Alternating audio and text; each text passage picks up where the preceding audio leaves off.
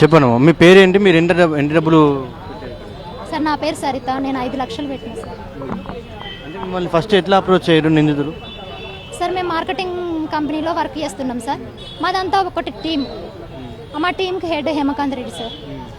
ఆయన ద్వారా మధు ద్వారా మంగ్లీ మేడం ద్వారా భారత్, శివ వీళ్ళందరూ ఒకరి తర్వాత ఒకరు తెలుస్తుంది.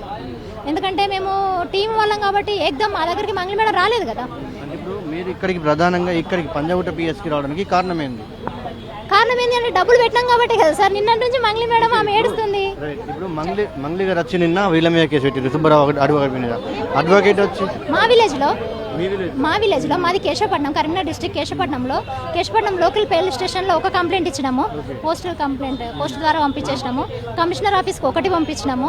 ప్లస్ అసిస్టెంట్ కమిషనర్ హుజరాబాద్ కూడా మేము ఒకటి పంపించినాం సార్. మేము కూడా కేసు ఎన్ని రోజుల కింద పెట్టారు? దర్యాప్తులు అయితే జరుగుతున్నాయి సార్. దర్యాప్తులు అనేది మేము డైరెక్ట్ వెళ్ళలేము. 4 సార్లు పోలీస్ స్టేషన్ చుట్టూ మేము ఆడవాళ్ళం తిరగలేము కాబట్టి మేము పోస్ట్ ద్వారా కేసు వేసినాం సార్. అది కోర్టుకు వస్తుంది. కోర్టు నుంచి మా లాయర్ చూసుకుంటాడు కదా.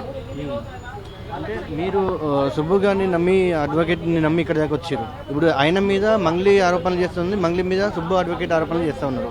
ఇప్పుడు ఇలా మీకు న్యాయం జరుగుతుందని మీరు భావిస్తున్నారా? ఇప్పుడు ఎందుకంటే ఇప్పుడు ఇలా కేసులో ప్రధానం మీకు బాధితుల గురించే కొట్లాడడం. మీకు దీంట్లో ఇప్పుడు వీరిద్దరి చూస్తూ ఉంటే మీకు న్యాయం జరుగుతుందని మీరు అనుకుంటున్నారా? సార్ న్యాయం జరుగుతుందన్న ముచ్చట ఫస్ట్ రోజు సుబ్బు సార్ తోటి మాట్లాడిన రోజే మాకు నమ్మకం వచ్చింది సార్. సుబ్బు సారు, తిరుమల అన్న ఎవరైతే మాకు కలిసి మాట్లాడారో, మమ్మల్ని పిలిచి ఎప్పుడైతే మాట్లాడారో అప్పుడే మాకు నమ్మకం వచ్చింది సార్. నిజం చెప్తున్నాము. ఎందుకంటే ఆయన అన్నమాట ఒకటే, మీ దగ్గర నుంచి నాకు డబ్బులు వద్దు. వాళ్ళు పెద్దవాళ్ళు, మాకు ఎమ్మెల్యే దగ్గర నుంచి, ఎంపీల దగ్గర నుంచి, కొంతమంది రౌడీ షీటర్ల దగ్గర నుంచి కాల్స్ వస్తున్నాయండి. అయినా కూడా వాటి ఎవిటికి నేను బెదరను. ఎందుకంటే ఇక్కడ ఇంతమంది బాధితులు ఉన్నారు కాబట్టి మీ డబ్బు కోసం నేను ఆశపడను.